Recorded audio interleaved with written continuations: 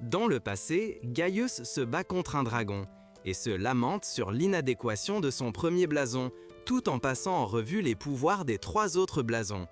C'est alors que Gaius lance un sort pour se réincarner. Dans le présent, Gaius est maintenant un jeune adolescent qui se fait appeler Mathias et possède le blason qu'il a toujours voulu, le 4e blason.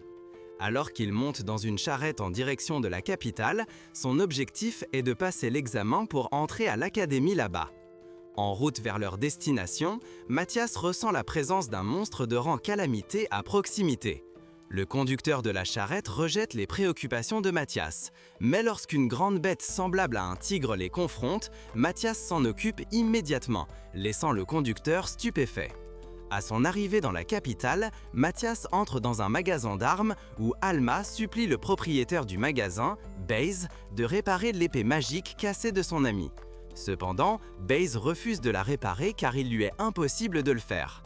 Impressionné par les épées vendues dans le magasin, Mathias entend la conversation entre les deux et lorsque Alma demande une nouvelle épée, il propose de l'enchanter pour elle. Malgré le fait qu'il ait un blason inadéquat pour cela, Alma insiste pour qu'il le fasse avec la Magistone qu'elle a sur elle. Baze essaie de dissuader Alma de laisser Mathias enchanter l'épée, mais Alma a confiance en lui. Les deux s'assiedent alors à une table et se présentent, et Mathias demande à être appelé Madi au lieu de Mathias. Au cours de leur conversation, l'ami d'Alma, Luriv, arrive et Alma présente Madi à elle. Une fois que Baze a terminé avec l'épée de Luri, Madi l'enchante immédiatement, ce qui surprend tout le monde par la rapidité avec laquelle il a réussi à le faire correctement. Alors que Luri s'apprête à l'essayer, elle tranche accidentellement la table sur laquelle ils étaient assis en deux, étonnant tout le monde. Affirmant qu'il a donné une simple enchantement, Baze note comment Madi a accompli cette tâche non seulement rapidement, mais aussi sans incantation. Il demande ensuite à Madi s'il aimerait devenir enchanteur, mais il refuse catégoriquement. Le jour de l'examen, Madi retrouve Luri et Alma. Luriv réussit à passer la partie combat de l'examen, et lorsque c'est le tour de Madi, il se confronte à Gail. Ce dernier mentionne le nom du père de Madi, notant qu'il souhaite voir à quel point son père lui a bien appris l'art de l'épée. Les deux se battent et Madi gagne facilement grâce aux améliorations magiques qu'il a apportées à son épée pendant le combat. La prochaine partie de l'examen est un tir à l'arc où les participants doivent lancer des flèches de feu visant 5 cibles. Luri passe en premier et, avec son premier blason, elle parvient à toucher toutes les cibles, tandis que Madi réfléchit à la manière dont l'interprétation moderne des blasons est contre-productive. Pour sa partie de l'examen, Madi lance un sort de boule de feu en raison de la portée limitée que le 4e blason a, le résultat final laissant un énorme cratère au centre du site de l'examen. Maintenant vêtu d'un uniforme de l'académie, Madi croise Alma et Luri avec qui il assiste à la cérémonie d'ouverture. Le directeur Edward prononce un bref discours et, après cela, demande à Mati de se rendre dans son bureau une fois la cérémonie terminée, inquiet qu'il soit expulsé à cause de l'incident où il a détruit le terrain d'examen plus tôt. Malgré la réparation des lieux avec sa magie dans le bureau d'Edward, Edward évoque les réalisations de Madi pendant l'examen, mais ne le réprimande pas, ni ne cherche à obtenir des informations sur la manière dont il a pu accomplir de tels exploits. Au lieu de cela, Edward demande son aide concernant le lancement de sorts sans incantation, car l'Académie suit son programme qui dénonce l'utilisation de la magie sans chant. Cela explique pourquoi Edward veut l'aide de Madi. Il souhaite qu'il devienne enseignant en lancement de sorts sans incantation en préparation de la prochaine compétition inter-école. Quelque temps plus tard, Madi démontre son lancement de sorts sans incantation devant les étudiants de l'académie et un autre enseignant nommé Gazelle aide également à la démonstration. Au crépuscule, Alma montre à Madi ses nouvelles compétences en lancement de sorts sans incantation. Et comme Luri manque de magie, Madi lui transfère une partie de la sienne. Cela permet à Luri de réussir à lancer un sort sans incantation pour détruire une cible. Le jour de la compétition inter-école, Madi sent un démon quelque part dans l'arène. Il se trouve que Madi affronte le démon nommé Devilis, qui était déguisé en humain avec un premier blason, accompagné de ses complices. Madi finit instantanément les complices avec un seul sort et provoque Devilis pour qu'il lance presque un sort sans incantation à nouveau. Madi provoque le démon en le faisant utiliser des sorts sans incantation et en déduisant que les démons veulent affaiblir les sorts humains. En utilisant un briseur de sorts, Madi dissipe le déguisement humain de Devilis et le démon nouvellement exposé tente de s'échapper mais est battu par Madi avant de pouvoir le faire. Alors que les étudiants et certains membres du corps professoral entourent le corps sans vie de Devilis, Madi est embrassé par Luri pour avoir vaincu le démon déguisé. Plus tard, au château royal, Madi et Édouard sont autorisés à avoir une audience avec le roi qui souhaitait accorder à Madi un fief. Mais cela provoquerait une panique au sein du royaume. Cela était principalement dû aux récentes nouvelles d'infiltration de démons dans leurs rangs. Des citoyens normaux. Au lieu de cela, le roi accorde à Madi sa demande concernant tous les droits sur les possessions acquises dans le donjon. Une fois cela réglé, le roi demande l'avis de Madi sur la disparition des 4 élus magiques. Selon le roi, depuis l'apparition des élus magiques il y a plusieurs centaines d'années, les démons ont lentement réussi à s'infiltrer dans la société humaine. D'après le monologue interne de Mati durant la vie passée de Madi, il a conduit les démons au bord de l'extinction.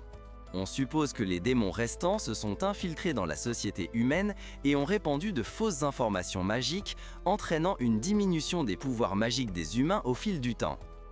Bien que le roi pense que la situation concernant les démons a été résolue, Madi précise que la situation est plus grave que jamais. Selon Madi, si les démons estiment qu'il n'est plus nécessaire de se déguiser en humain, leur prochaine action serait de rassembler leurs forces pour une attaque totale qui détruirait le royaume. Madi estime qu'il faudrait 3 mois aux démons pour rassembler suffisamment de forces pour accomplir cette tâche. Avec une situation qui semble sombre, Madi assure le roi que ce dont ils ont besoin est une barrière qui couvrirait tout le royaume pour le protéger. Tout ce dont Madi a besoin pour lancer la barrière est un artefact de classe divine et l'aide de tous les étudiants de 2e année pour projeter une barrière permanente autour du royaume. Les préparatifs pour cette tâche peuvent être achevés dans 1 mois et il suggère que les étudiants continuent à apprendre la magie sans chant. Prenant en compte ce que Madi a dit, le roi le nomme chef de la lutte contre les démons. Dans la salle des trésors du château, Madi trouve quelques anciens artefacts qu'il a créés dans sa vie précédente. Ces artefacts sont une épée magique et un pendentif qui est un accessoire magique augmentant considérablement l'expérience acquise au combat. Plus tard, dehors, Madi supervise les étudiants de l'académie pratiquant la magie sans chant. Lurier et Alma s'approchent alors de Madi au sujet de ce qu'ils ont entendu d'Édouard concernant la barrière. Madi le confirme et affirme qu'il explorera un donjon pour collecter les objets nécessaires à sa réalisation. La nouvelle surprend les deux et Madi a une épiphanie pour que tous deux le rejoignent en tant que groupe pour explorer le donjon avec lui. Au début, les deux sont réticents à le rejoindre en raison de leur capacité de combat qu'ils jugent insuffisante. Mais après lui avoir reçu quelques conseils sur le tir à l'arc et la magie d'enchantement, ils acceptent l'offre. Finalement, le groupe arrive au donjon et là, Madi va chercher un petit monstre qu'ils utilisent comme cible pour permettre à Alma de se familiariser avec son tir à l'arc enchanté nouvellement appris. L'entraînement se poursuit un moment et après qu'Alma ait appris les bases du chant guidé par fil, Madi lui demande de tuer 2 monstres avec une seule flèche. Seul avec Luri, Madi lui enseigne comment filtrer et combiner le matériau du donjon ou son minerai en métal. En faisant cela, elles obtiennent des grappes de mithril et de fer et Madi promet de lui apprendre à transformer le minerai nouvellement acquis en arme enchantée. Ailleurs, Alma parvient à tuer 3 monstres avec sa compétence chant guidé par fil tout en n'utilisant qu'une seule flèche. En se regroupant avec Madi et Alma, Luri est témoin d'Alma essayant certaines armes qu'elle a créées et Luri fabrique ensuite une armure plaquée pour elle et Alma. Madi annonce alors qu'ils vont atteindre le 10e étage du donjon qui servira de test pour les compétences qu'ils ont apprises jusqu'à présent. En chemin vers le 10e étage, Luri et Alma excellent dans leur capacité de combat et gagnent de l'expérience supplémentaire grâce au pendentif de Madi. Bientôt, le groupe se retrouve face à un chien tueur, et c'est grâce au travail d'équipe coopératif entre Luri et Alma qu'ils parviennent à le tuer. Une fois le loup tueur éliminé, Madi monte le camp et quitte temporairement le groupe pour explorer des parties plus profondes du donjon. Dans l'un des étages inférieurs, Madi trouve de l'adamantite et s'intéresse à la présence d'un monstre boss à l'étage en dessous de celui où il suivait actuellement ses intérêts. Madi descend d'un étage et affronte le monstre boss qui est un serpent arc. Le combat contre lui est difficile, mais Madi finit par l'emporter. Deux démons ressentent l'énorme explosion de magie, mais n'y pensent pas car on suppose que les humains sont incapables de manier une magie aussi puissante à cette époque. En revenant vers les deux dames, Madi leur montre le corps du monstre boss qu'il a vaincu, ce qui les choque énormément. Madi, Luri et Alma visitent la guilde des aventuriers locales pour remettre les biens qu'ils ont trouvés durant leur temps dans le donjon. La réceptionniste les prend pour le porteur du groupe, à quoi il répond qu'il transporte son propre matériel et invoque la tête tranchée du serpent arc de son inventaire. Dehors, la réceptionniste évalue la tête du serpent arc, puis la Magistone provenant du corps du monstre boss. Bien que considéré comme un trésor national, Madi affirme qu'il n'est pas assez grand pour alimenter la barrière protégeant le royaume. Malgré les dires de la réceptionniste, selon laquelle la guilde n'a pas les fonds nécessaires pour acheter ce que le groupe de Madi a fourni, ils finissent tout de même par gagner 750 pièces d'or. En rentrant à l'académie, il est décidé que l'argent sera partagé en 3 parts, et une fois cela réglé, Madi remarque la présence de 2 puissants démons. Après un bref instant, Luri et Olmalma le ressentent aussi. Dans le ciel, les démons Ashril et Desrel prévoient de lancer une attaque contre l'Académie royale. De retour au groupe de Madi, elle évalue leur puissance et avertit que l'un d'eux est plus fort que Deviliz. Le groupe se sépare alors en deux, Madi prévoyant d'affronter Ashril, tandis que Luri et Alma se mesureront à Desrel. Ne perdant pas de temps, Madi confronte les deux démons et passe à l'offensive. Elle parvient à prendre le contrôle du sort de feu lancé par Ashril avec l'une de ses sphères de contrôle magique et renvoie le sort à Ashril. Furieux que Madi ait attaqué son maître, Desrel tente d'attaquer Madi, mais il est plutôt frappé par quelques flèches tirées par Luri. Les flèches ont un effet de puissance décroissante sur Desrel, et il est ensuite chargé par Ashrol de s'occuper des filles pendant qu'il affronte Madi seul. Avec Madi, Ashrol commence à incanter un grand sort capable de détruire ses sphères de contrôle. Mais Madi lance une petite boule de feu sur le point faible du sort pour le détruire immédiatement. Alors que Madi prend l'avantage dans le combat, Ashrol essaie de s'échapper, mais est arrêté par les sphères de contrôle insaisissables que Madi a dispersées sur le champ de bataille. Lorsque Madi tente d'attaquer Ashrol à nouveau, il révèle encore une fois le cercle de lancement de sorts caché qui le protège. Les deux continuent à s'affronter jusqu'à ce qu'Ashrol décide d'arrêter.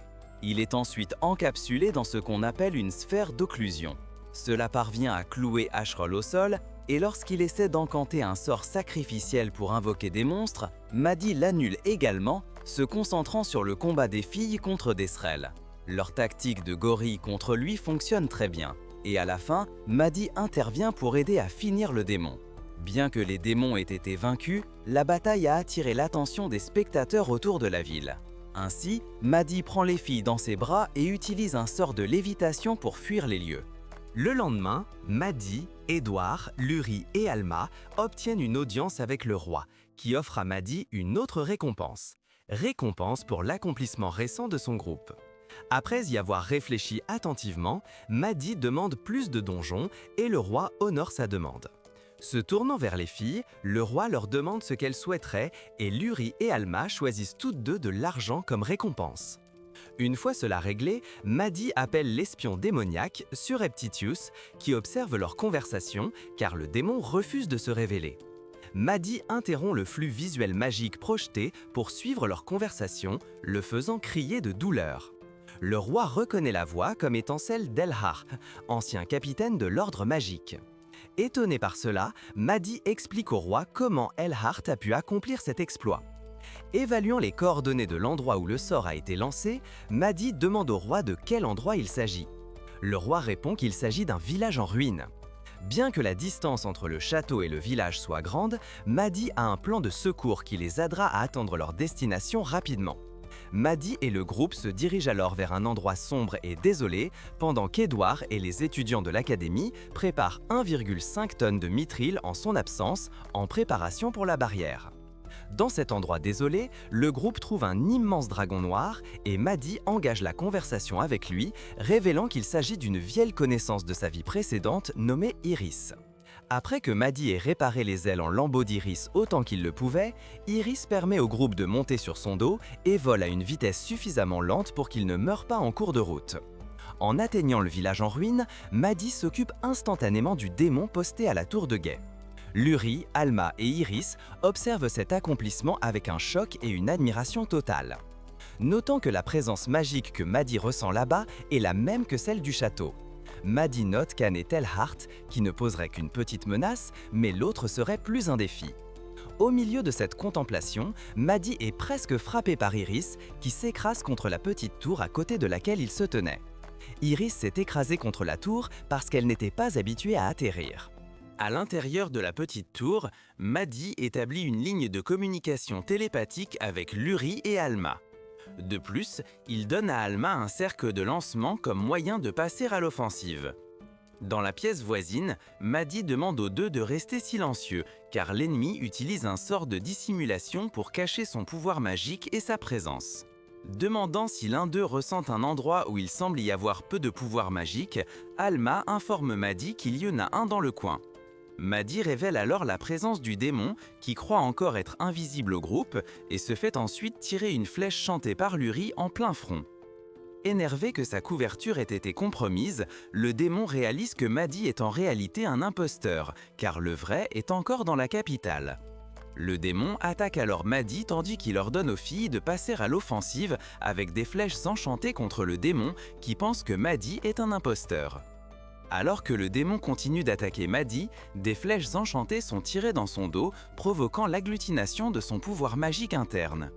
N'ayant pas d'autre alternative, le démon lance cette fortune, qui transforme le démon en une forme plus grande et plus massive, gagnant une puissance énorme en échange de la durée de vie de l'utilisateur.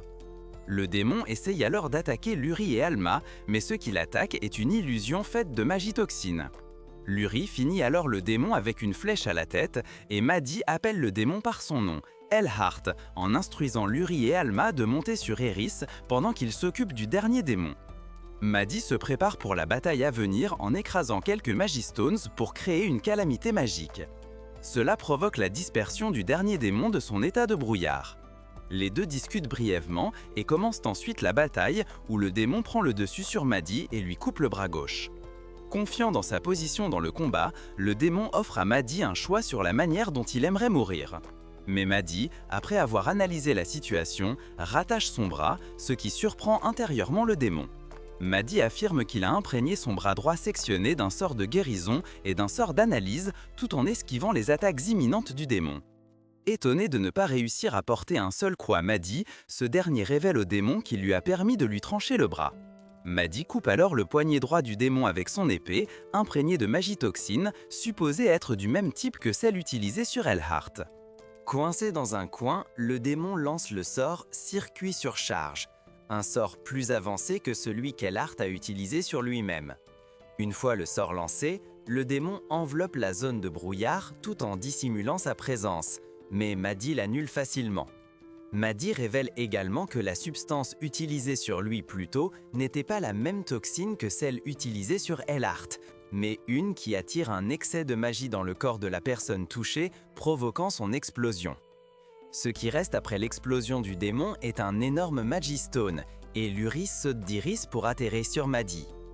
Après qu'Alma les ait rejoints, Maddie informe les deux de la Magistone appelée la veine du dragon et explique son histoire. Maddie déduit que les cercles de sorts gravés dans la veine révèlent que l'objectif du démon était de créer une horde de monstres. Le nombre de monstres dans la horde est estimé à environ 5000 par Maddie et la zone cible serait la capitale. Malgré l'inquiétude des filles concernant la horde, Maddie et Fleur leur informent que le point d'apparition a été déplacé de 10 km en raison de l'explosion causée par la dernière explosion du démon. Et en montant à nouveau sur le dos d'Iris, le groupe retourne à la capitale. Cependant, Iris demande ce qu'elle doit faire une fois qu'elle les aura déposés. Ainsi, puisque Iris est capable de lancer un sort de transformation humaine, il lui suggère de rejoindre l'académie.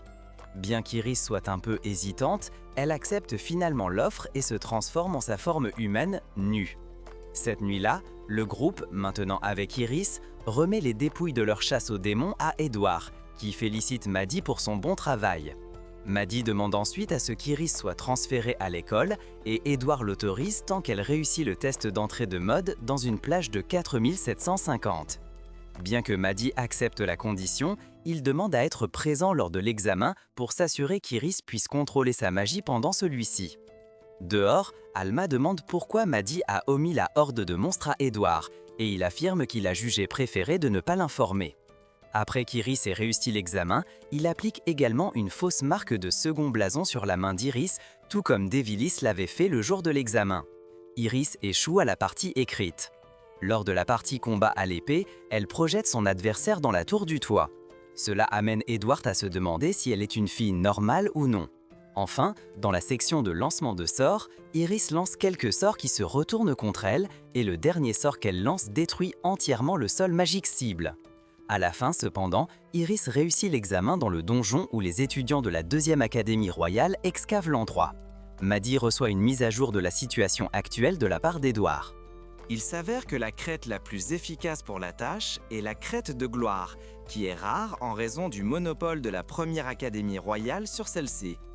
Matty demande alors s'il est possible de demander à la 1re Académie royale d'enrôler certains de ses étudiants pour aider leur cause. Bien qu'Edward soit conscient de la relation avec ladite académie, il dit qu'il l'honorera pour le bien de la mission et fera intervenir le roi. Finalement, Fachus, le directeur de la 1re Académie royale, entre brusquement dans la chambre d'Edward et le réprimande pour l'avoir convoqué. Lorsqu'Edward lui rappelle qu'il n'y a pas de hiérarchie entre les académies, Fachus réprimande à nouveau la 2e Académie royale comme étant inférieure, provoquant chez Maddie un flashback sur le comportement de son frère aîné, Biefker. Cependant, Edward passe outre ces baliverines et demande l'aide de Fachus pour ériger une barrière autour du royaume afin de le protéger des envahisseurs démoniaques à venir. Bien sûr, Fachus refuse, s'accrochant toujours à la hiérarchie. Ainsi, Maddie propose une compétition pour régler la question, et Fachus y consent, à condition que Maddie et son groupe n'y participent pas, le qualifiant de monstre. Malgré l'hésitation d'Edward, Maddie accepte et Fachus fixe la compétition dans 2 jours. Le jour de la compétition, le grand nombre d'étudiants de la 1re Académie royale affrontent les 5 seuls étudiants de la 2e Académie royale. Les crêtes des étudiants étaient composées de celles de 2e, 3e et 4e niveau. Au début de la bataille intérimaire, la 1re Académie commence tous l'incantation pour flèche de feu. Mais les étudiants de la 2e Académie les surprennent avec des mots. Le lancement sans mots, remportant facilement le match en submergeant leurs adversaires avec leur chant Magie moins. Refusant d'accepter le résultat final de la bataille, Fachus affirme que les 5 étudiants de la 2e Académie étaient des monstres et qu'il avait spécifiquement demandé qu'il n'y ait pas de monstres. Edward déclare alors qu'aucune des capacités des étudiants de la 2e Académie n'est significativement supérieure à celle des autres. Lorsque Fachus exige une preuve, il demande ensuite qu'Iris participe à la bataille. Après qu'elle ait dit qu'elle n'avait pas d'arme, Maddie lui donne l'épée d'Edward. Juste au moment où elle la dégaine, elle plie la lame comme un nouille molle. Cela fait perdre son calme à Fachus, qui traite Iris de monstre à son grand désarroi. Edward interroge alors Fachus sur la raison pour laquelle les étudiants de l'Académie de la Poigne utilisent toujours de la magie incantée malgré les ordres du roi de passer à la magie sans mots. Fachus soutient que cela suit les principes éducatifs du royaume et qu'il doit le protéger des autres blasons inférieurs, même si cela va à l'encontre de l'ordre du roi. Le roi apparaît alors en demandant si Fachus a décidé de désobéir aux ordres. Ayant été exposé comme un traître, Fachus tente de se défendre, mais le roi ordonne à ses gardes de l'arrêter. Alors qu'il est traîné en hurlant et en se débattant, Fachus maudit la 2e Académie, jurant qu'ils paieront. À partir de là, le roi ordonne aux étudiants de la 1re Académie de travailler avec la 2e Académie royale et de recevoir des leçons de magie sans chant. Finalement, Maddie est accompagnée par Iris, Alma et Lurie alors qu'elles explorent les cavernes plus profondes du donjon. Leur objectif dans les donjons est d'obtenir une Magistone de 60 cm de taille. Pour obtenir une pierre de cette taille, elles doivent invoquer un monstre. Les filles affrontent alors quelques monstres du donjon pendant que Maddie les évalue et note à quel point le contrôle d'Iris sur sa force est médiocre avec une Magistone de taille adéquate. Maddie demande à Lurie de tracer un cercle d'invocation autour de la pierre et reçoit de l'aide de Maddie. Une fois terminé, Maddie demande à Iris de l'infuser avec un peu de magie, mais elle en infuse trop, ce qui provoque l'invocation d'un dragon géant. Suivant les ordres de Madi, Iris provoque le dragon et le garde distrait assez longtemps pour que Luri enchante une flèche et qu'Alma la tire sur le dragon. Cela s'avère futile car le dragon continue de faire des ravages, mais Madi insiste pour qu'il continue alors qu'il met en place d'autres cercles d'invocation. Dans un moment critique, Iris sauve Alma et Luri au moment où le dragon essaie de les attaquer en frappant le dragon pour les éloigner. Le résultat final du combat est qu'Iris provoque le dragon pour qu'il lance un sort de souffle et Madi le capture afin de le renvoyer contre lui.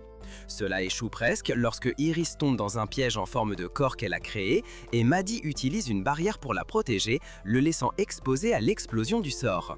Cependant, Madi s'en sort indemne et après qu'Iris ait récupéré la Magie Stone, Madi lui propose de rejoindre officiellement le groupe. Même s'il est officiel qu'Iris fait maintenant partie du groupe de Madi, il lui fait s'entraîner dans le terrain d'entraînement en ruine pour s'habituer à son nouveau corps humain car elle a du mal à surveiller ses pas. Madi a ruiné le terrain d'entraînement pour l'aider à développer une mémoire musculaire. Le premier défi imposé à Iris est de protéger une coquille sur le dessus de sa tête tout en utilisant le moins de mouvements possible pour éviter les flèches tirées par Alma. Pendant ce temps, Luri a été chargée par Madi de créer des armures et des armes afin qu'elle puisse améliorer ses compétences en enchantement. Elle demande également une épée créée juste pour elle. L'épée elle-même sera à couche pour pouvoir supporter 8 types différents d'enchantements. Suivant les instructions de Madi, Alma parvient à créer l'épée et Iris réussit à s'habituer à esquiver les flèches d'Alma tout en protégeant la coquille sur sa tête. Madi fait ensuite essayer leurs nouvelles armes que Luri a créées pour eux. Luri crée une nouvelle épée pour elle-même, Alma un nouvel arc et Iris une nouvelle lance. Avec tout se déroulant sans accroc selon les plans de Madi, il note qu'il quittera bientôt la 2e Académie royale. Édouard prononce un discours officiel aux étudiants de la 2e Académie royale concernant le fait que Madi a jeté une barrière sur le royaume. Il incombe donc aux étudiants de protéger la capitale en combattant les monstres et démons envahissants. Pendant ce temps, les autres étudiants aident Madi à nettoyer le donjon pour récupérer des ressources et Alma et Luri rapportent que la présence du démon a été détectée.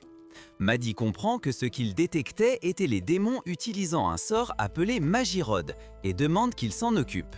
Suivant la piste d'un étudiant sans nom, ils atteignent leur destination et voyant qu'ils ont le temps de se préparer avant l'arrivée des démons, Alma et Luri le font, se rappelant les instructions de Madi de combattre les démons en utilisant les flèches en métal spécial et de les imprégner du sort jugé le meilleur. Malgré l'hésitation de Luri, Madi a confiance en elle et Luri comprend.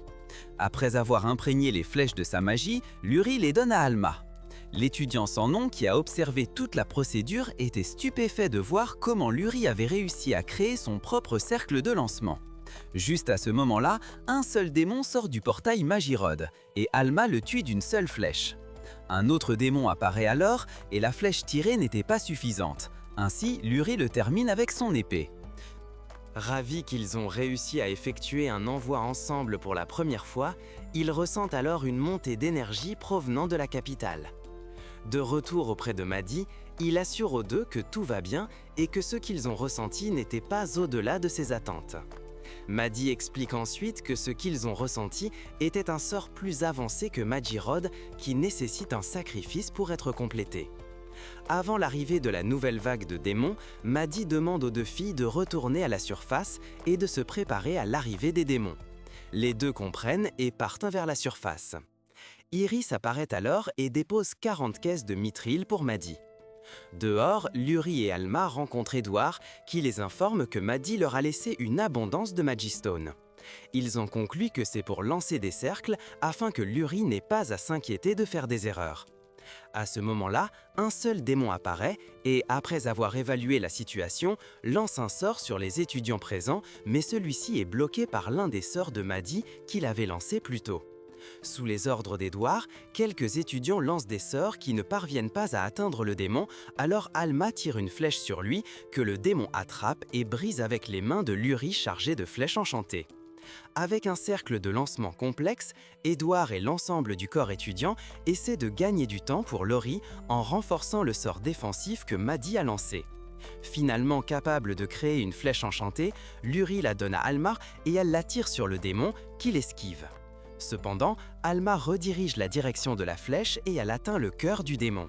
Ensuite, quelques étudiants lancent des boules de feu sur lui pour l'achever. Leur victoire sur le démon était éphémère, car un autre démon apparaît pour lancer un sort encore plus puissant que celui du dernier démon, nommé le sort de Berlia. Maintenant sans aucune protection du sort de Madi et entouré d'un grand nombre de démons, tout espoir semble perdu. Mais Alma insiste encore pour gagner du temps pour Madi. D'un autre côté, Madi apparaît et défait facilement tous les démons.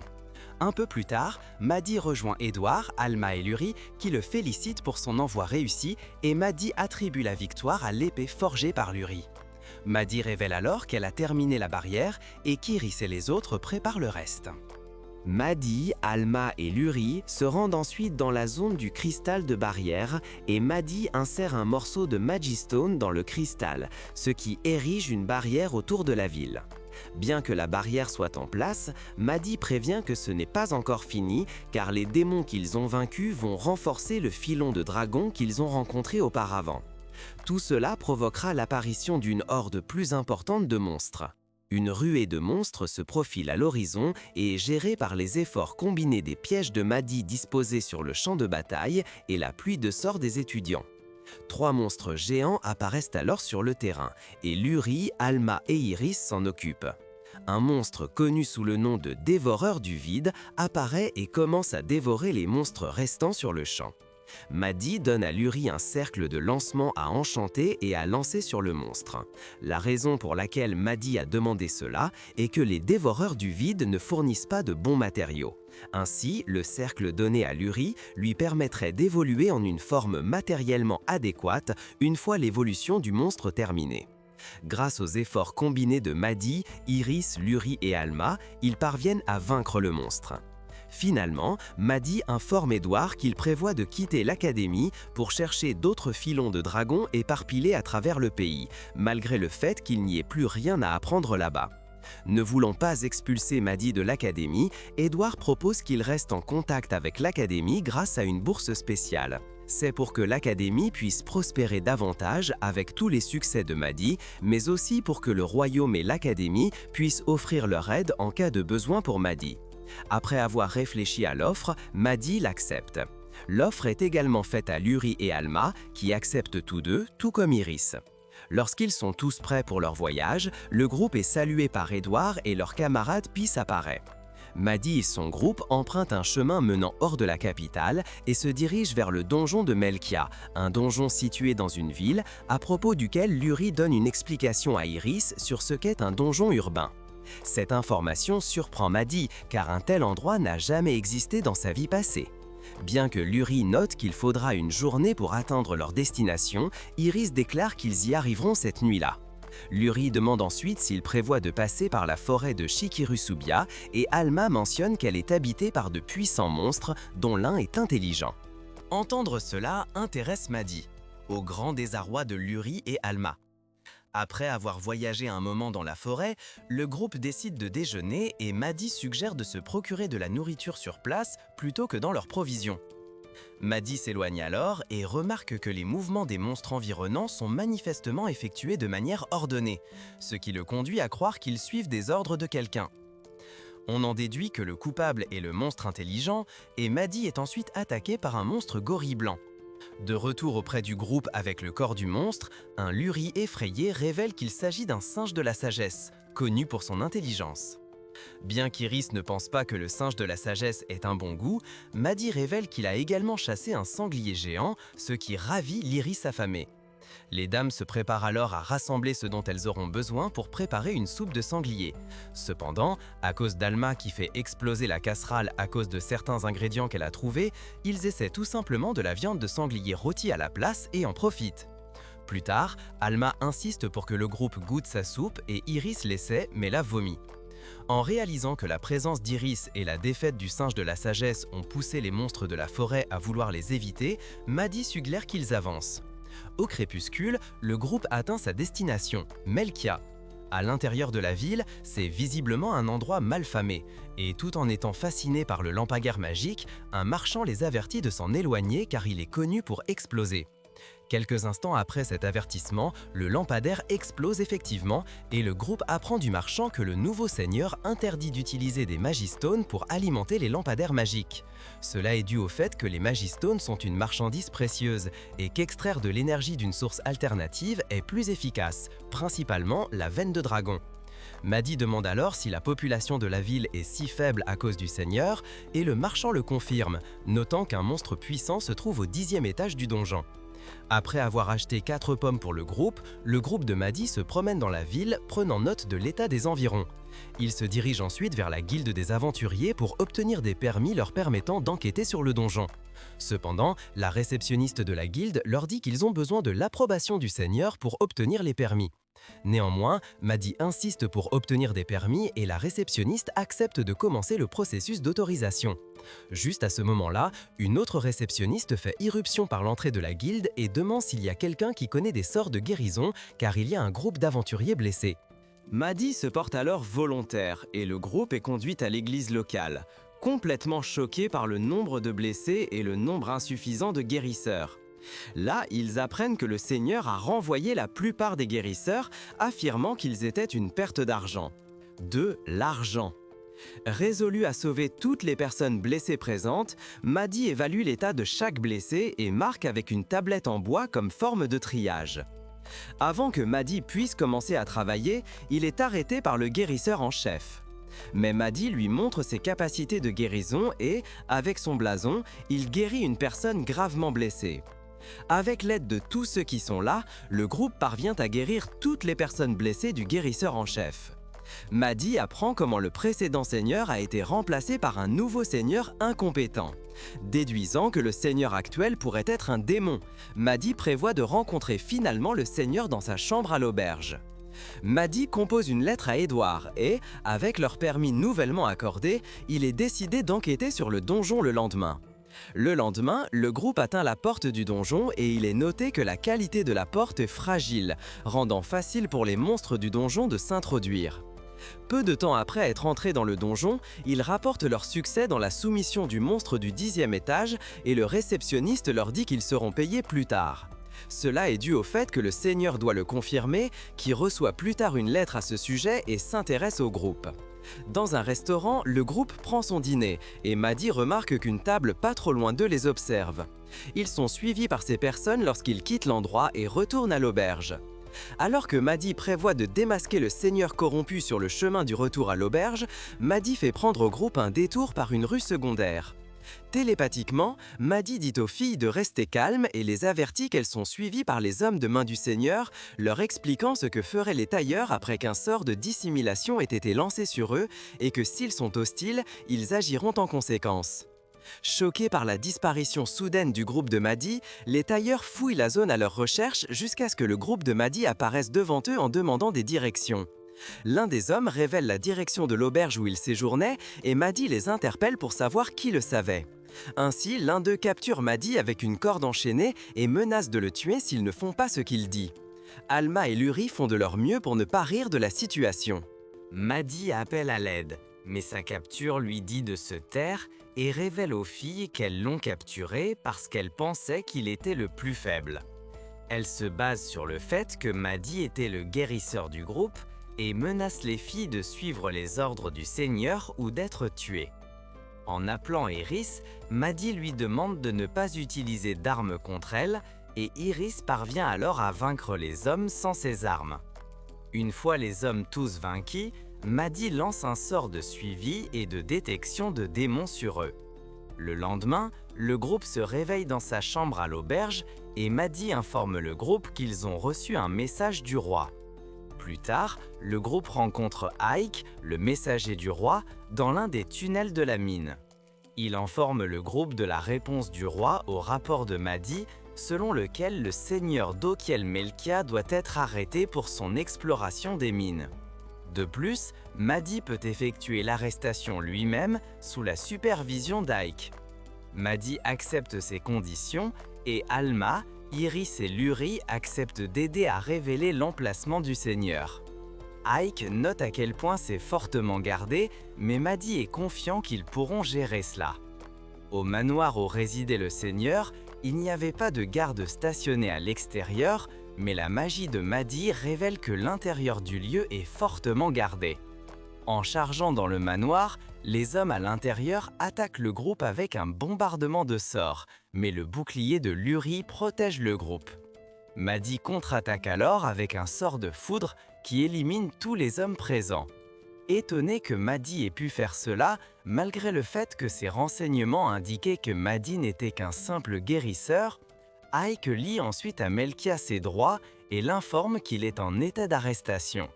Protestant contre cela, Cell affirme que Melkia refuse d'accepter cela d'un enfant et avertit Madi que de mauvaises choses arriveront à la ville sans lui. Madi assomme alors Melkia d'un claquement de doigts et Ike promet d'emmener le Melkia inconscient au roi pour interrogatoire. Désirant haster dans la ville pour enquêter sur la manière dont Melkia et ses hommes étaient au courant de l'enquête sur la corruption dans la ville, Madi montre alors à Ike un morceau de papier brûlé concernant l'enquête, utilisant sa magie pour le scanner. Madi croit que le coupable est un démon. Luri demande si les démons sont après les Magistones dans les donjons. Cependant, Madi affirme qu'il recherche la veine de dragon. Madi soutient que le Magistone à l'intérieur du donjon est beaucoup plus grand que celui de la capitale, et que s'il est infusé d'un sort, cela provoquerait une calamité mondiale. Avant qu'Ike ne puisse partir pour rapporter cette découverte au roi, le sol commence à trembler et Madi déduit que les démons ont déjà commencé à infuser leur magie dans la veine. Comprenant qu'ils n'ont que 2 heures avant qu'une horde de monstres n'atteigne et ne décime la ville, Madi et le groupe se dirigent vers le donjon. En arrivant au donjon, le groupe remarque qu'il n'y a pas de démons autour, et Madi pense qu'ils se sont dirigés vers les niveaux inférieurs pour leur tendre un piège. Localisant la veine derrière un mur, Madi demande à Iris de la déterrer, et il descend au niveau inférieur pour affronter les démons pendant que les filles essaient de purifier la veine. Il lance également un sort de communication sur la veine afin qu'ils puissent communiquer entre eux pendant que Madi s'occupe des démons au niveau inférieur. Alors que Madi affronte les monstres sur son chemin vers le niveau inférieur du donjon, il garde un canal de communication ouvert où, avec Luri confrontant le démon, Madi intercepte magiquement le canal de communication du démon avec un autre démon et apprend que le démon de l'autre côté est au courant des plans de Madi. Une fois leur conversation terminée, Madi attaque le démon avec son épée amplifiée magiquement, mais le démon parvient à bloquer l'attaque avec son propre sort de barrière. Méfiant du type de barrière utilisé pour dévier son attaque, Madi entend le chef démon ordonner aux démons présents d'utiliser des tactiques conçues pour faire face à quelqu'un portant un blason d'échec. Notant que le démon est plus fort que tout autre démon qu'il a affronté jusqu'à présent, Madi contacte Luri pour préparer les cercles de lancement 14 et 17. La bataille entre les deux se poursuit alors que le démon lance des attaques à longue portée contre Madi, qui espère obtenir un indice sur l'identité du chef démon. Après avoir esquivé les attaques du démon, Madi apprend par la communication du démon avec son chef qu'il prévoit d'utiliser le piège contre lui. En représailles, Madi demande à Luri d'activer le cercle de lancement 14 pour annuler le pouvoir du piège, puis le 17 pour perturber le canal de communication du démon. Madi exploite ensuite la faiblesse dans la barrière qui protégeait le démon. Le démon, maintenant capable de communiquer avec son chef, l'informe à nouveau qu'il pourrait vraiment être la réincarnation de Gaius. Cependant, le chef démon rejette cette idée et lui ordonne d'utiliser la disfortune. Mais malgré cela, Madi parvient tout de même à vaincre le démon en le décapitant. Avec le démon détruit, Madi affirme que la horde de monstres à l'extérieur disparaît et qu'Iris et Alma ont également géré les monstres de leur côté. En essayant de localiser le démon principal, Madi est surprise d'apprendre qu'il a piraté son propre canal de communication, découvrant que la localisation du démon était près d'une ville connue sous le nom d'Elenia, mais que c'était un leurre. Après un bref échange avec le démon, celui-ci coupe la communication avec Madi, qui se réjouit de l'affronter. Campant à l'intérieur de la grotte, le groupe de Madi discute de leur prochaine action, qui consiste à traquer le démon principal qui a donné des instructions au démon que Madi a combattu précédemment. Ayant une trace signature de la signature magique utilisée par le démon stockée dans une Magistone, Madi prévoit de l'utiliser pour localiser le cerveau derrière tout cela. Curieuse de savoir comment Madi est capable d'une telle compétence, Madi dit à Luri et Alma que c'est une compétence datant de 1000 ans qu'il a apprise par hasard. La source de la signature se trouve à l'Alliance Radona, et pour attendre la zone, Madi prévoit de demander de l'aide au roi pour faciliter le passage de la frontière, tout en utilisant Édouard comme médiateur. Finalement, le groupe atteint la 2e Académie royale, et est surpris de voir que l'académie est en cours de reconstruction. Bientôt, Édouard s'approche du groupe. Il l'informe qu'ils ont géré le démon. En retour, Édouard informe le groupe que l'académie est en cours de reconstruction pour mieux résister à une attaque démoniaque. Comme la construction est en cours, tous les cours se tiendront à la 1re Académie royale. Les étudiants de la 1re Académie royale sont également présents, aidant au processus de construction. Dans une cabane en rondin qui sert de bureau temporaire à Édouard, Madi explique en détail la situation concernant le démon dans la mine et leur plan pour traquer le cerveau situé de l'autre côté de la frontière. Édouard demande alors quelle est leur destination. Madi répond l'Alliance Radona et demande sa coopération ainsi que celle du roi. Il accepte d'aider et obtiendra une recommandation pour obtenir la coopération de la guilde également. Tant que le roi n'a pas donné son approbation officielle pour le permis, le groupe de Madi aide à la construction et pendant ce temps, Iris cause involontairement quelques problèmes. Ensuite, Édouard remet au groupe leur permis, leur accordant l'accès à la frontière ainsi que le bon du roi. En passant la frontière, Madi remarque que leur destination dans l'Alliance Radna est une zone restreinte et que le seul moyen d'y accéder est d'élever leur rang à 1. Pour y parvenir, ils doivent passer un test de classement donné par la guilde sur place. Bien que monter à un rang aussi élevé soit une tâche ardue, Madi espérait utiliser Iris sous sa véritable forme pour créer une distraction en tant que plan de secours. En arrivant dans la ville de l'Alliance Radona, le groupe se rend d'abord à la guilde où ils sont chaleureusement accueillis par le maître de guilde qui a entendu parler de leur mission par le roi. Après avoir entendu les circonstances de la part de Madi et du groupe, le maître de guilde permet à Madi et à son équipe de passer le test d'ascension au rang A qui sera supervisé par un examinateur de la guilde. Cependant, la personne que le maître de guilde souhaitait ne pouvait pas remplir ce devoir en raison d'une vilaine douleur d'estomac, et le membre de guilde de rang S, Gilloas, se présente pour prendre sa place. Malgré les supplications du maître de guilde, Gilloas insiste avec arrogance pour effectuer la tâche, et Madi l'accepte. À l'extérieur, sur le terrain d'entraînement de la guilde, Gilloas élimine Alma, Luri et Iris d'emblée, mais défie Madi en duel. Pensant que c'était le plan de Gilas depuis le début, Madi accepte la proposition et les règles du duel sont établies. Le combat se termine lorsque l'un des deux concède la défaite ou selon le code. Gilloas note également qu'il n'utilise pas de magie malgré son grand potentiel magique et qu'il utilise peut-être inconsciemment de la magie d'amélioration sur lui-même. Au début du combat, Madi utilise également de la magie d'amélioration sur lui-même et égalise les coups de Gilloas tout en analysant ses compétences de combat et en utilisant de la magie inconsciemment. Au milieu du combat, Gilloas imite un mouvement que Madi a utilisé pour prendre un avantage aérien sur lui, mais ce n'est toujours pas suffisant. Finalement, Madi utilise un peu de magie d'amélioration sur lui-même pour surpasser Gilloas et le forcer à concéder la défaite. En demandant comment il serait possible de devenir aussi fort que lui, Madi donne à Gilloas un manuel qu'il a écrit sur le lancement de sorts, tout en notant qu'il pourrait éventuellement le surpasser. Perplexe face au cadeau, étant donné que le lancement de sorts se fait principalement par chant, Madi explique à Gilloas que tous les sorts ne sont pas lancés par chant. Il précise également qu'il a lancé des sorts inconsciemment et que s'il apprend à les lancer consciemment, il deviendra considérablement plus fort. Cependant, Gilloas a des difficultés à lire, ce qui le fait se sentir mal à l'aise. Madi refuse d'essayer de devenir un aventurier de rang S et explique que leur objectif est simplement d'entrer dans une zone hautement restreinte. Cet endroit est les plaines Edalis dans la région de Folquière, et Élise note qu'il a entendu dire que cet endroit a une ambiance étrange ainsi qu'une myriade d'autres choses. Il propose son aide et Madi l'accepte. Plus tard, le groupe arrive au point de contrôle et reçoit un pass en bois de l'un des gardes qui leur accorde l'accès à la porte. Bien qu'ils passent sans problème, Madi révèle qu'il y a un message caché pour eux qui est certainement l'œuvre des démons. Concluant que les démons pourraient avoir un contrôle total sur tout Folkia, Matt remarque alors une bande de voyous partiellement cachés au loin, prête à les tendre une embuscade. Au lieu de les combattre, Madi prévoit d'utiliser un agent soporifique sur eux pour faciliter leur infiltration dans la ville vers laquelle ils se dirigent. Pour que le plan fonctionne, Madi demande au groupe de se diviser en deux. Iris et lui affrontant les embusqués, tandis que Luri et Alma mettraient en place et activeraient l'agent soporifique. Maddie lance ensuite un sort d'illusion pour créer des copies de Luri et Alma, et le plan se déroule sans accroc. À part Luri et Alma qui se retrouvent pris dans l'effet de l'agent soporifique, ils sont tous deux trouvés endormis, ayant été affectés par le piège de l'agent soporifique que Maddie leur avait fait utiliser contre leurs assaillants.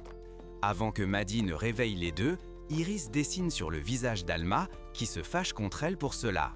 Arrivant à destination, Luri ressent immédiatement, bien que faiblement, environ 30 présences démoniaques à travers la ville. Maddie affirme que ce sentiment est faible en raison d'un sort de dissimulation jeté autour de la ville. Surpris par cette révélation, Luri et Alma affirment que les démons ne travaillent généralement pas en groupe, mais Maddie précise que ce n'est pas le cas pour les demi-tènes. Ne sachant pas ce qu'est un demi-tène, Maddie explique son origine à Luri et Alma, trouvant une entrée secrète menant à un tunnel souterrain dans la ville, et le groupe y entre. Sentant la présence d'un demi-tène devant eux, Maddie traverse le mur et utilise sa magie pour aveugler temporairement ses sens avec un sort de stupeur, permettant au groupe de passer sans être détecté. À la surface de la ville, le groupe apprend de Maddie que les habitants sont sous l'influence d'un sort de paralysie, un sort semblable à la stupeur. Espérant en apprendre davantage sur les démons et leurs plans, ils infiltrent une usine où, avant d'entrer, un démon déguisé en humain vérifie le sort de stupeur sur ceux qui entrent. Pour contrer cela, Maddie lance un sort anti-paralysie sur eux tous et leur dit d'agir comme s'ils étaient sous son influence. Ils le font et Iris provoque une scène en trébuchant et tombant. Cependant, le démon qui s'occupe d'elle réalise que la paralysie qui a été jetée sur elle était trop forte, ce qui provoque sa dégradation. À l'intérieur du bâtiment, le groupe découvre que les personnes qui y travaillent mettent un minerai spécial appelé minerai magique Rankin dans les fours. Maddie conclut que les démons font cela pour raffiner le minerai afin qu'il puisse être transformé en explosif. À son avis, Maddie déclare qu'une tonne de minerai de 100% de pureté pourrait faire exploser tout un royaume, bien qu'il faille 100 ans pour y parvenir. L'objectif des démons est tout à fait clair. En dehors de l'usine, il est décidé que le groupe doit éliminer les démons qui contrôlent la ville afin de sauver les habitants. En utilisant une carte des emplacements actuels des démons dans la ville, il est déduit que les démons sont entrés par le centre-ville et sont capables de communication télépathique. En raison du travail d'équipe dont les démons sont capables, Maddie affirme qu'ils utiliseront leur coopération contre eux, créant un grand pilier de lumière dans la ville. Les démons sont immédiatement alertés par cela et sont ordonnés par le chef de mi-demande d'enquêter sur la zone. Alors que les démons encerclent l'emplacement du pilier de lumière, leur nombre commence à diminuer alors que Maddie et son groupe s'en occupent. Un bref flashback du plan de Maddie est montré où Iris était au centre du pilier de lumière pour attirer les démons loin du centre-ville. Une fois environ 8 des 30 démons dans la ville traités, Maddie prévoit d'intensifier la pression. L'utilisation de Magistones comme bombe de fortune contre les démons était le plan de Maddie pour faire circuler de fausses informations via la conscience partagée des demi-domaines. Cela visait à leur faire croire que des pièges étaient dispersés dans la ville et que les demi-domaines prenaient le leur. Dans cette optique, Maddie a Luri et Alma. Alma lance un sort de dissimulation sur eux-mêmes. Après que le 22e demi-demande ait été traité, le chef demi-demande examine le corps d'un demi-demande récemment décédé. Il informe alors les demi-demans restants qu'il a détecté la présence de 2 personnes et que le demi-demand là-bas n'a pas été tué par un piège mais par une épée. Les demi-demans changent alors leur stratégie pour se regrouper à un seul endroit et Maddie comprend que les démons ont réalisé qu'il n'y avait pas de piège. Le chef demi-demande ordonne alors aux démons restants d'utiliser les Magistones pour faire exploser la ville dans une tentative désespérée d'éliminer leurs ennemis. Cependant, avant qu'ils ne puissent même agir, Gilloise apparaît pour éliminer les demi-demandes et le chef demi-demand. D'un autre côté, Maddie, avec un peu d'aide d'Iris, élimine les demi-demans restants, laissant Gilloise face au chef demi-demand. Après une bataille éprouvante contre le chef demi-demand, Gilloise gagne. À l'insu du groupe, le chef demi-demande était à terre mais pas vaincu. Le démon que Gilloise a vaincu reprend conscience et essaie d'attaquer Luri et Alma, mais Maddie se met en travers de son chemin pour bloquer l'attaque. Étonné par ce résultat, le démon vaincu agit comme un intermédiaire pour le démon maître afin de transmettre un message à Madi révélant qu'il va bientôt détruire son sceau et se réincarner complètement. Son démon hôte se désintègre alors en poussière et Madi déduit que le démon avec lequel elle a parlé dans le donjon était également le maître derrière la ville des démons. Juste à ce moment-là, Gillois demande de l'aide et Madi le soigne. Et Luri et Alma remarquent qu'avec les démons vaincus, tous les habitants de la ville ont été libérés de leur sort de paralysie mentale. Ainsi, Gillois utilise son autorité pour prendre le contrôle de la situation et nomme le contremaître de l'usine comme seigneur provisoire de la ville. À la porte d'entrée de la ville, Gillois remet à Madi un permis pour entrer dans la zone restreinte de Phocea et sur ce, le groupe se sépare de lui. Arrivés à leur destination, Madi ouvre l'entrée et saute dans le trou en dessous pour entrer dans les ruines. Une fois que tout le monde était à l'intérieur des dites ruines, Madi divise le groupe pour chercher des armes, mais Iris s'en va à la recherche de nourriture. Avec tout le monde parti, Madi commence à alimenter le noyau des ruines jusqu'à ce que Luri revienne avec une épée qu'il a créée dans sa vie précédente. Alma revient ensuite avec une lance lourde qu'elle pensait être bonne pour Iris. Cependant, Madi désapprouve l'idée en raison des propriétés magiques de la lance. Iris revient alors avec une boîte de conserve dotée d'un sort de préservation. Cependant, en raison de la longue durée écoulée, elles ont tout de même expiré. Le noyau des ruines est maintenant complètement chargé et est utilisé pour localiser le démon maître avec l'aide d'une pièce de l'usine. Il est également déduit que le plan du démon est d'anéantir l'humanité dans son ensemble. Après avoir utilisé une Magistone pour aider à détecter et obtenir plus d'informations sur la localisation du démon et d'autres informations qu'ils apprennent de Madi, le nom du démon est Zardia, et qu'à leur force actuelle, ils ne peuvent pas le battre. Iris déplore qu'il n'ait pas d'armement suffisant qui pourrait être trouvé là-bas pour les aider à abattre le monstre, ce qui donne à Madi une épiphanie. En utilisant l'épée que Luri a apportée, Madi l'utilise comme moyen de rechercher d'autres objets magiques qui les aideront dans leur entreprise contre le démon. Plus précisément, Madi cherchait une certaine épée, et il se trouve qu'elle était dans le royaume des yeux. En route vers le royaume, tout en montant sur le dos d'Iris, Madi donne à Luri et Alma des Magistones pour localiser l'épée. Une explosion de pouvoir ressentie par le groupe conduit Madi à conclure que le sceau de Zardia a été brisé. Madi ordonne alors à Luri et Alma de chercher l'épée pendant qu'ils s'occupent de Zardias, et les deux se dirigent vers le trésor du royaume pour récupérer l'épée. Madi se prépare ensuite pour le combat à venir en enchantant son épée et espère sceller l'espace que Zardias allait utiliser pour se téléporter vers lui afin de gagner du temps ou même de lui infliger des dégâts. Au moment où le portail de Zardias s'ouvre, Madi essaye de le sceller mais échoue.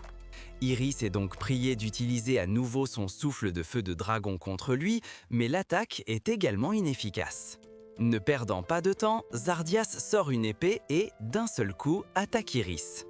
Madi utilise plusieurs barrières pour essayer de protéger Iris, qui esquive l'attaque juste à temps. Zardias attaque alors et prend le dessus sur Madi, qui admet qu'il est le démon le plus puissant qu'il ait affronté jusqu'à présent. Pendant ce temps, Luri et Alma atteignent le trésor, mais le garde sur place les empêche d'entrer, notant qu'ils ont besoin de la permission du roi pour entrer. Alors qu'ils sont entourés de plus de gardes, le roi apparaît et Luri lui explique la situation actuelle, ce qui permet aux deux d'entrer dans le trésor.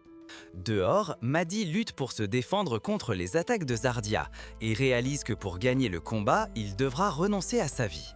Pendant que Luri et Alma trouvent l'épée dans le trésor dont Madi a besoin pour affronter Zardias, Madi peine à se battre contre Zardias, qui est pleinement conscient des plans de Madi et laisse entendre qu'il a déjà des subordonnés à l'intérieur de la barrière de la ville.